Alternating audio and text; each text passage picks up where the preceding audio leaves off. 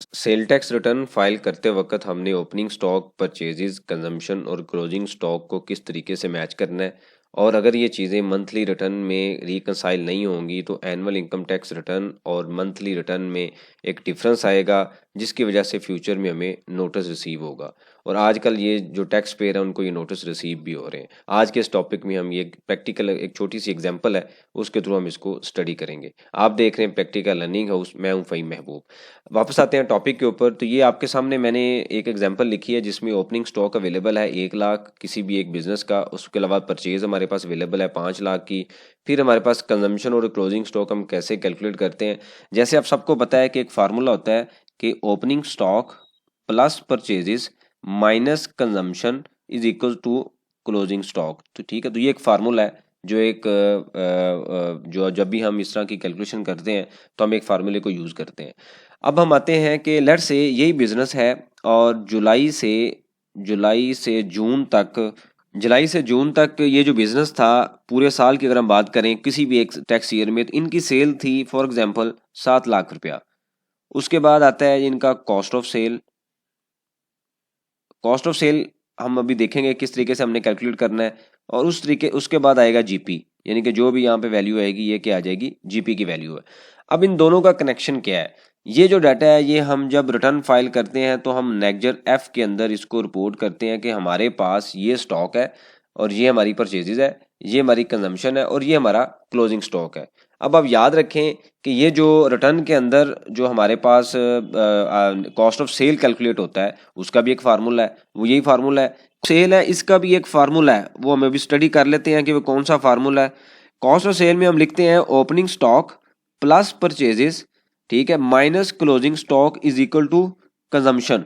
ठीक है, कंजम्पशन ये बेसिकली रिपोर्ट होगी प्रॉफिट लॉस में, जो कि यहाँ पे फिगर आएगी। ठीक है, अब इसी एग्जांपल में अगर एक चीज आप देखिएगा कि इस पूरी इक्वेशन में जो वैल्यू आ रही है वो सिर्फ और सिर्फ क्या आ रही है, परचेज वैल्यू। परचेज वैल्यू का मतलब ये है कि जो चीज हमने बाई की है, हम सेल जो कर रहे हैं वो यहाँ पे नहीं है। बाय करने के बाद प्रॉफिट ऐड होता है, उसके बाद हम उसको सेल करते हैं, वो वैल्यू कहाँ पे आती है, सेल में, यहाँ पे। लेकिन यहाँ पे जो वैल्यू आ रही है वो क्या है, सारी की सारी स्टॉक की वैल्यू है। याद रखें, जो आप चीजें परचेज करते हैं, मटेरियल परचेज किया, ये वो वाली वैल्यू है।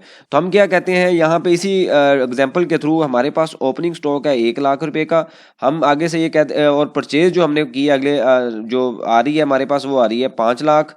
और यहाँ पे हम ये कहते हैं कि जो हमारे पास 4 लाख का क्लोजिंग स्टॉक अवेलेबल है। तो इसके मुताबिक कंजम्पशन कितनी हुई, 1 लाख जमा 5 लाख 6 लाख, और 4 लाख उसमें से आप माइनस कर दें स्टॉक को, तो आपके पास कंजम्पशन निकल आती है लेट्स से 2 लाख रुपए की। ठीक है, ये आपके पास कंजम्पशन कैलकुलेट होगी। या बल्कि हम ये करते हैं कि उसको थोड़ा सा इस फिगर को बढ़ा लेते हैं। हम यहाँ पे 4 नहीं लिखते, हम यहाँ पे 2 लाख कर लेते हैं।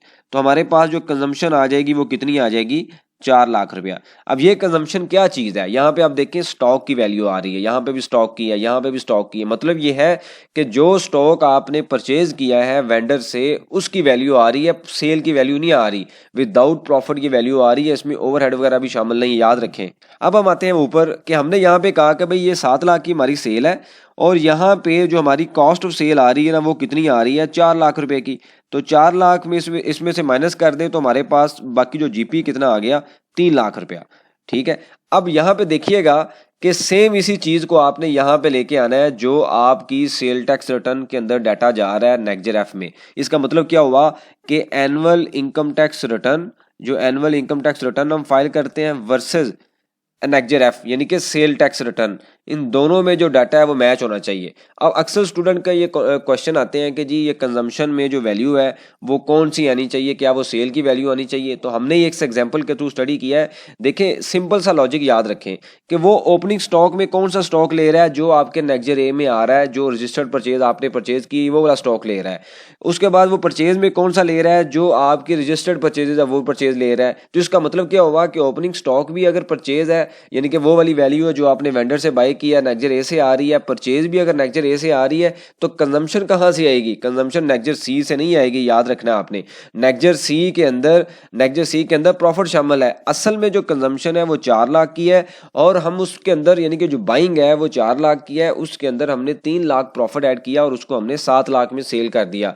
तो यहाँ पे जो हम कंजम्पशन लिखेंगे वो कौन सी लिखेंगे, 4 लाख रुपया, और हमारे पास जो क्लोजिंग स्टॉक आ जाएगा वो कौन सा हो जाएगा, 2 लाख रुपया। इसका मतलब ये हुआ कि ये सेम इक्वेशन इक्वेशन हमने यहाँ पे डिस्कस की है, एनुअल इनकम टैक्स रिटर्न के अंदर जो वैल्यू आ रही है वही वैल्यू आपकी यहाँ पे अवेलेबल होनी चाहिए नेक्स्ट एफ के अंदर पूरे साल में। मैंने हमेशा ये डिस्कस किया, जो स्टूडेंट प्रॉपर क्लासेस लेते हैं बड़ी डिटेल में हमने एक एग्जाम्पल स्टडी की थी कि अगर आप मंथ टू मंथ इसको फाइल नहीं कर सकते तो एटलीस्ट इसको क्वार्टरली लाजमी फाइल करें। हो सकता है आपके पास काम ज़्यादा हो या कोई भी ऐसा डाटा अवेलेबल ना हो और आप इस तरह की इक्वेशन मंथली ना बना सकते हो, टाइम शॉर्ट है, कुछ भी रीज़न हो सकती है, तो आप एटलीस्ट क्वार्टरली रिकनसाइल लाजमी बनाए एक बिग पिक्चर में कि आपका क्वार्टरली नेक्स्ट एफ जो है वो रिकनसाइल होना चाहिए आपके सिस्टम के साथ।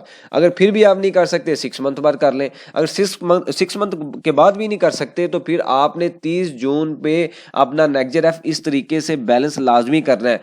अगर फॉर एग्जांपल आपका, अब ये देखिएगा यहाँ पे बेसिकली इसी सेल टैक्स रिटर्न से वो आपका जीपी कैलकुलेट कर रहा होता है। किस तरीके से कैलकुलेट कर रहा है आप देखिएगा कि वो ये उठाएगा कि आपकी नेक्स्ट सी में जो सेल आ रही है, नेक्स्ट सी में आपने सेल कितनी रिपोर्ट की होनी है 7 लाख की, उसके बाद नेक्स्ट एफ से जाके आपका कंजम्पशन का डाटा उठाएगा, वो कितना होगा 4 लाख का, तो उसके बाद जो क्लोजिंग स्टॉक आ जाए वो कितना, जो जीपी आ जाए वो कितना आ जाएगा 3 लाख का। अब इसके अंदर फर्दर ब्रेकअप में वो ओपनिंग भी ले रहा होगा, परचेज भी ले रहा होगा, क्लोजिंग स्टॉक भी ले रहा होगा, तो ये सारी की सारी चीज़ें वो सेल टैक्स रिटर्न से ही डाटा उठाने के बाद आपके इनकम टैक्स रिटर्न से उसको रिकंसाइल करता है। जहां पे उसको डिफरेंस नजर आता है आपको कंसीलमेंट का नोटिस भेज देता है।